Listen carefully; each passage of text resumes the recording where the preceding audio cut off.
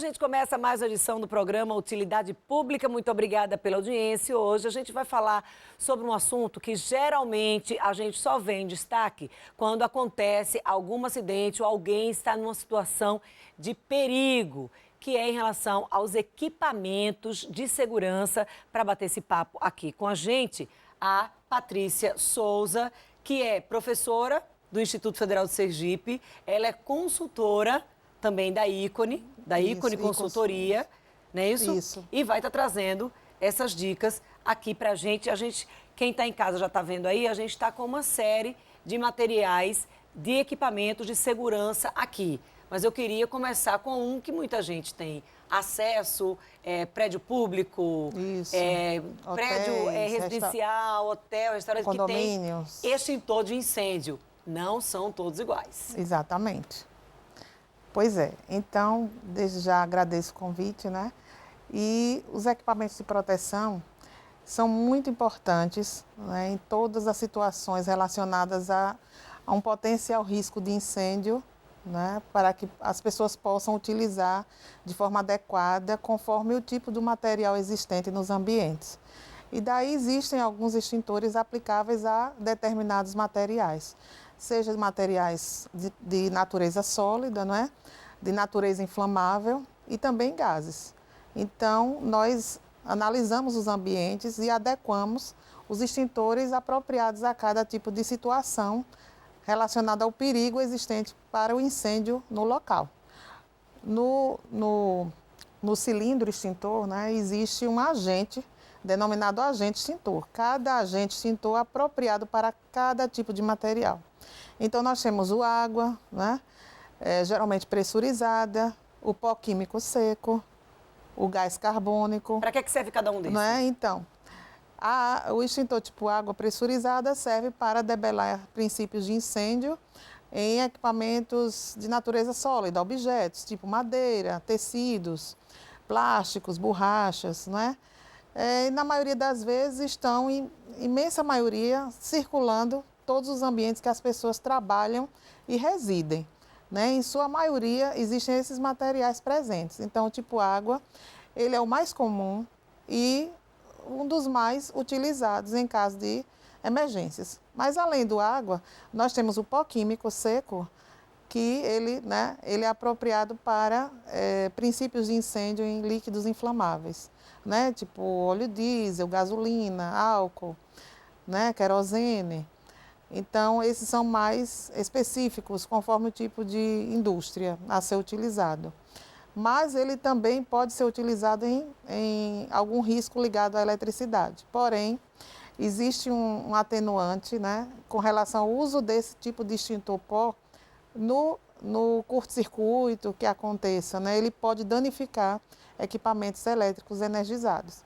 Então, o mais apropriado para a utilização em riscos elétricos, fiações em geral, é o gás carbônico, porque ele não danifica esses equipamentos, computadores, impressoras, né? Então ele evapora, né? É um gás gelado, o gás carbônico, que ele é utilizado justamente para essas situações, né? Então existem alguns cuidados, né, que a comunidade precisa saber com relação à utilização desses equipamentos, né? Por exemplo, a água, ela não pode ser utilizada nesses riscos elétricos, porque a pessoa que estiver manuseando o tipo água pressurizada, ela pode ser eletrocutada. Porque a água, exatamente, a água ela é condutora de eletricidade. Então, a pessoa pode se eletrocutar, né? Então, precisa tomar muito cuidado para identificar corretamente que material eu vou usar e que extintor eu vou utilizar. Por isso eles existem, né, à disposição nos ambientes e tem os selos, né, que são colados no cilindro para justamente as pessoas não se atrapalharem na hora da utilização, na hora da correria, do alvoroço, né? Já tem aquela questão da correria e do alvoroço. Exatamente, do que pânico. Já dificulta ali, porque as pessoas não estão ligadas nisso. Habitualmente ligadas. Então, existe a necessidade de algumas instalações, principalmente as que, né, contratam pessoas, as que existem, né, colaboradores atuando, fábricas, comércio, de um treinamento aplicável a curso de brigada de incêndio, né, para que as pessoas possam agir de forma rápida, segura e também evacuando pessoas dos locais. E aí nos prédios, Exatamente. Nos prédios residenciais, Exatamente. sempre tem um grupo que está habituado, que passou por esse treinamento. Exatamente. E os moradores precisam saber quem são os integrantes desse grupo para pedir ajuda no caso de um incêndio. Exatamente. Independentemente do tipo do incêndio. Exatamente. Inclusive, não existem só os extintores, né? Existem outros dispositivos de segurança que estão nos ambientes, tipo hidrantes, não é? Tipo alarmes de incêndio para que as pessoas possam utilizar, detectores de fumaça. Então, os mais comuns utilizados são os extintores mesmo, que são portáteis e são mais rápidos de serem utilizados de forma segura. Mas sempre por alguém que tenha essa experiência ou pelo menos tenha feito um curso, porque não dá, por exemplo, para você ler as instruções na hora ali do aperreio. Do aperreio, exatamente. Então, existem algumas dicas interessantes para que a pessoa possa rapidamente, né, utilizar o extintor. Primeiramente, deve-se verificar, né, a questão do vento, né, para que você possa se posicionar no sentido sempre favorável ao vento, tá? Para que aquele agente que estiver no interno do cilindro não venha para a pessoa, não volte para a pessoa e a pessoa possa se sujar toda, né? E não resolver o problema. E não resolver o problema. Então, tem que avaliar essa questão do posicionamento, da distância, para que o que estiver pegando fogo não venha a retornar para a pessoa que estiver nas proximidades. Então, não se deve, de jeito algum, aproximar-se muito, né, qual seria a distância considerada a distância mínima para poder fazer, para poder operar um extintor de incêndio? Em média, 2 metros de distância. Em média, 2,5 metros de distância. E a gente está falando no extintor de incêndio, mas como você falou, Patrícia, o extintor de incêndio é apenas um dos equipamentos, mas tem uma infinidade. Exatamente. Por exemplo, você trouxe aqui alguns exemplos. Luva.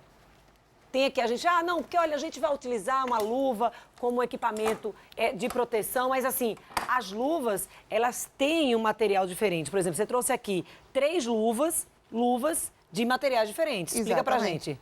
Então, essa luva aqui, né, ela é látex, né, ou considerada nitrílica para as pessoas que desenvolvem atividades de serviços gerais, né, de limpeza. Que é a que a gente vê em ambientes com mais frequência. Comuns, exatamente. Então, a depender do que as pessoas fazem, existem as luvas específicas. Essa outra luva aqui é chamada vaqueta, né? Essa outra aqui é ligada a questões relacionadas a obras também, para que as pessoas possam utilizar, elas são mais resistentes com relação à possibilidade de evitar um corte, não é? Uma batida de materiais, não é? Contra os dedos, a pessoa evita mais a questão de se acidentar, né? E um acidente, você já sabe, leva a um afastamento da pessoa e a empresa não quer que ninguém se afaste por conta de um acidente. E compromete a família inteira, porque a depender do acidente, a família vai ter que parar, alguém da família para estar prestando assistência. Para ambientes também, né, das pessoas que trabalham com alimentos, existe uma outra luva, né, de malha de aço inox, que ela é super importante ser utilizada, né, para evitar justamente a questão do corte com facas e outros equipamentos desse ramo. Então, cada atividade tem os seus equipamentos apropriados. Então, o profissional da área de segurança, né, é o maior responsável para dimensionar, conforme o tipo de função na empresa, quais são os equipamentos mais adequados.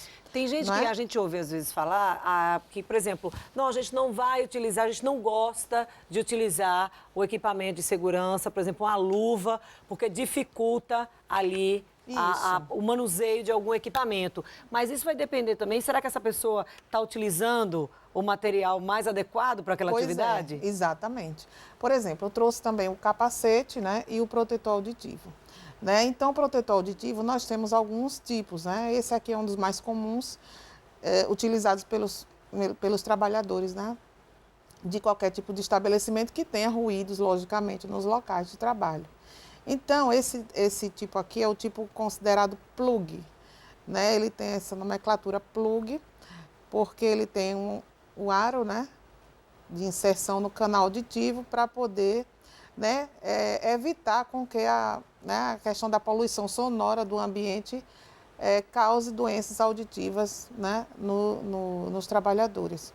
Então, a questão maior que nós nos preocupamos, né, na área de segurança é a forma correta de colocação desse equipamento e também da higienização após a utilização desse equipamento no ambiente de trabalho. A higienização é de suma importância. Como é que deve ser sabe? feito esse processo? Então, esse procedimento é super fácil de ser utilizado, né? Geralmente as pessoas são orientadas a fazerem um nozinho, né? Em um dos lados do protetor, para quê? Para que ela não contamine o outro canal auditivo. Ela sempre usar, sempre do mesmo lado, porque pode acometer algum tipo de problema, né? Então, como realizar o procedimento, né? Então, deve se segurar pela hastezinha do equipamento, levantar o pavilhão auditivo e inseri-lo de forma inclinada, né? Para que ele se molde completamente, esses 3 anéis no canal interno Se ficar do folgado, ouvido. Né? Então, as pessoas algumas pessoas que nós verificamos nas empresas, elas não inserem completamente esses 3 anéis. Então, ela não está protegida dessa forma. Né? Então, elas podem adquirir doenças auditivas, zumbidos, problemas ligados ao sono, hipertensão arterial, até isso pode ocorrer com os empregados, né? E a própria perda auditiva. Então, para isso, né, a segurança do trabalho, ela anda integrada com os profissionais da área de saúde ocupacional, os médicos do trabalho, fonoaudiólogos e outras funções, né, outras profissões que fazem com que os programas de segurança do trabalho, medicina do trabalho, sejam completamente, né, integrados. Então, existe uma necessidade de integração com as normas regulamentadoras do Ministério do Trabalho. Durante quanto tempo um protetor desse pode ser utilizado? Para uma pessoa que utiliza diariamente durante o período todo do trabalho? Pronto. Então, a pessoa recebe o equipamento, ele tem uma validade, ok? Mas conforme o tempo de utilização, ele vai perdendo a resistência. Então, na medida em que a estrutura do equipamento ele vai endurecendo, significa que ele já precisa ser descartado. Então, a própria pessoa que utiliza já sente logo o momento de trocá-lo. Não somente esse tipo de protetor, mas também os filtros das máscaras que as pessoas utilizam, né, para exposições às poeiras, a vapores orgânicos. Em termos de higienização. Pode lavar, né? Geralmente com água e sabão neutro, tipo sabão de coco, pode ser utilizado para higienização. Secar com papel toalha e guardar na caixinha. Então, muitas das vezes, as pessoas pegam esse equipamento, não é? E colocam pendurado, né, nos setores. Ou guardam molhado na caixinha, guardam molhado, pode gerar um fungo no equipamento, não é? E a pessoa adquirir algum tipo de bactéria. Que era vai proteger de uma coisa, mas vai acabar levando um outro problema sem necessidade, né? Então, nós temos que, né, fazer esse tipo de orientações para a comunidade em geral, né? Que tem a obrigação de usar esse tipo de equipamento. Patrícia, a gente vai dar uma pausa. Exatamente. A gente sabe que a gente tem muita coisa para falar ainda, mas a gente precisa ir ao intervalo e a gente volta já em 2 minutos com mais orientações aqui, falando um pouco mais, batendo esse papo com Patrícia sobre a importância dos equipamentos de segurança.